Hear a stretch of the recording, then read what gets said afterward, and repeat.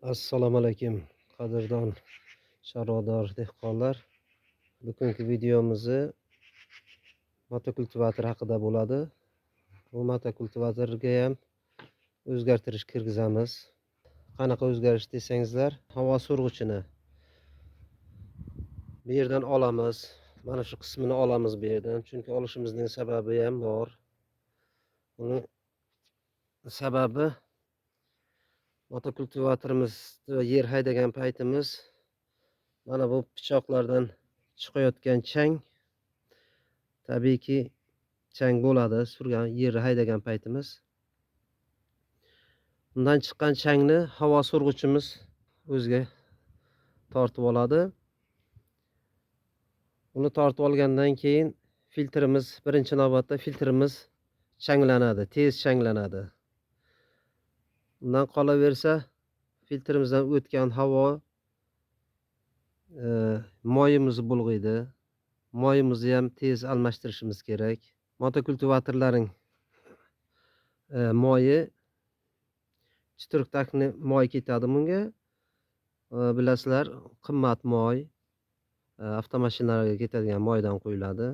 Litri 40 ming so'mdan boshlanadi. Shuning uchun bu filtrni olamizda mana bu yerga o'rnatamiz. Mana hozir teshib tayyor etib qo'ydim. Shu yerga o'rnatamiz. Chunki bu yerda chang kam bo'ladi. Bu yerga nisbatan bu yerda changga yaqinroq, bu yerda chang ko'p bo'ladi. Shuning uchun bu yerga rolga chiqaramiz. Kechagi kasilka haqida qo'ygan videomga ham ancha qiziqishlar bildirishdi. Prosmotr ham 1000 dan oshiq prosmotr bo'ldi. 100 dan oshiq podpischik bo'ldi. Siz ham podpiska bosib qo'ying.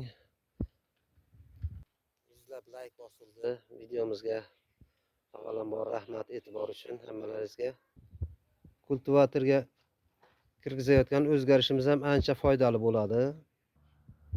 Eng asosiysi motokultivatorimizning dvigateli ishlash vaqti, ishlash muddati uzoqqa cho'ziladi.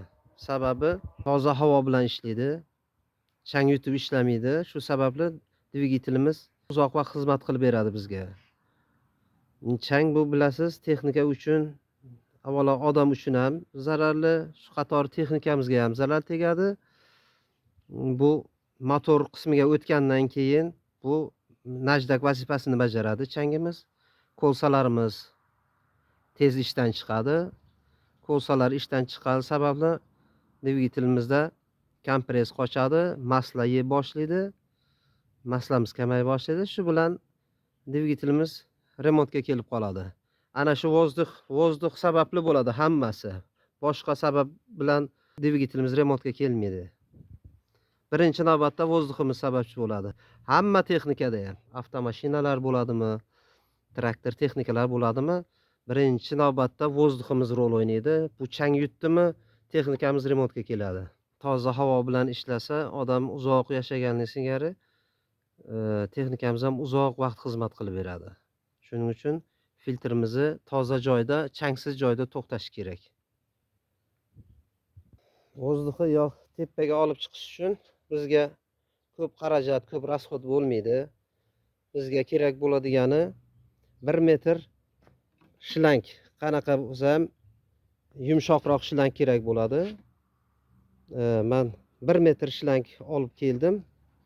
25 lik yumshoq shlangdan ana shlangni hozir o'rnatib ko'rsatib beraman. Boshqa hech narsa talab qilinmaydi. Boshladik ishimizni.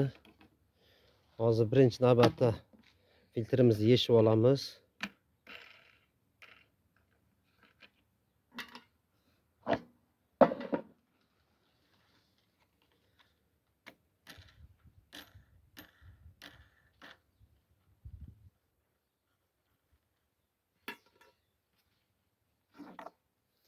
Mana filtrimizni ham oldik.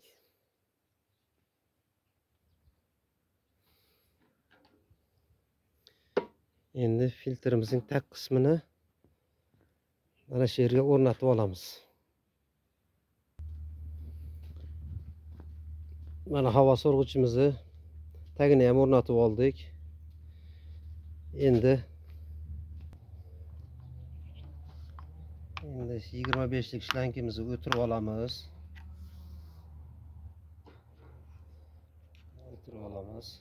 Bu salniga kerak, bu salnigini qo'yamiz, chunki vozdukdan tashqaridan havo tortmasligi kerak.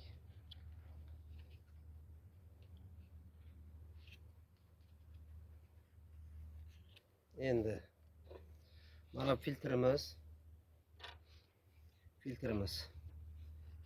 Mana bu yerga ozgina bo'shroq kirganligi sababli bu yerga izolenta tortamiz.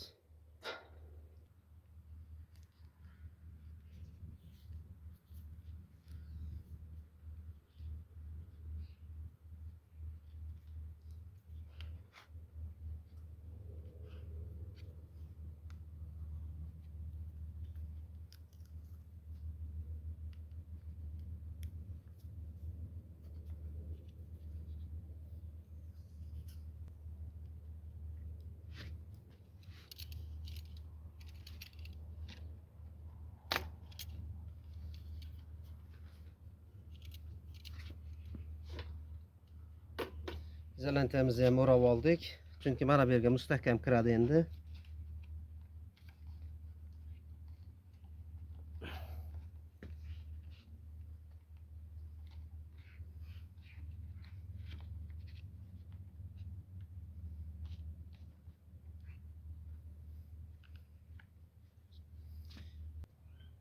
Mana endi bu yerga motor qismiga o'tkazib olamiz.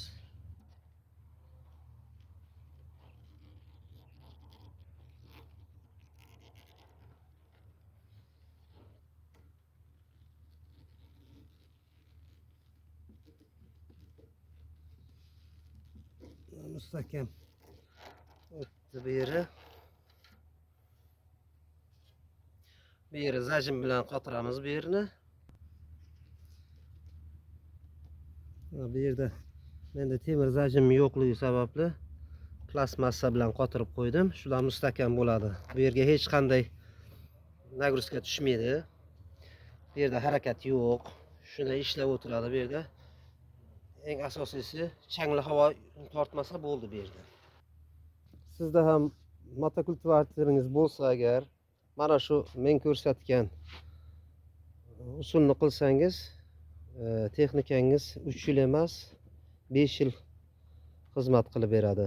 Motor agar 3 yilda remontga keladigan bo'lsa, 3 yilda emas, 5 yil, 6 yilda remontga keladi. Buning sababi toza havo bilan ishlaydi. Bu mana shu zavodning kamchiligi hisoblanadi. Chunki bu tabiiyki changni yutib o'tiradi ilojsiz.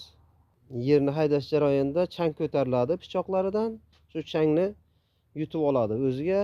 Natijada filtrimiz tez, mana filtrimiz tez kirlanadi. Buni esdan chiqib qolsa, agar tozalash esimizdan chiqib qolsa, bu to'g'ri motorga ketadi. Dvigatel ichiga ketadi buning changi. Mana filtrimizni ham o'rnatib bo'ldik, o'rtoqlar. Mana bu yerdan bitta zajim bilan tortib berasizlar. Menda zajim yo'qligi sababli men izolenta bog'lab qo'ydim vaqtinchalik. Buni bog'lash shart emas. Shunday kiygizib qo'ysak bo'ldi, bu to'xtaydi, bu hech qayerga ketmaydi. Bu hech qanday ishlatgan paytimiz ham bunda hech qanday harakati yo'q, bu to'xtaydi. Bu yerdan bitta skoch izolenta bilan tortib qo'ysa ham bo'ladi.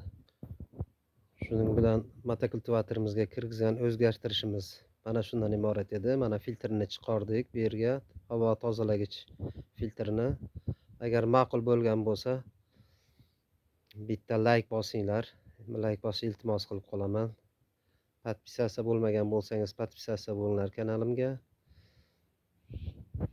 Xato kamchiliklar bo'lsa uzr so'rayman. Kommentariyada yozib qolishlaringizni so'rayman, xato kamchiliklari bo'lsa. Yana yangiliklarim ko'p, ular hammasini qo'yib boraman. Albatta foydam tegsa xursandman. Hammaga sog'lik, salomatlik tilayman. Sog' bo'linglar.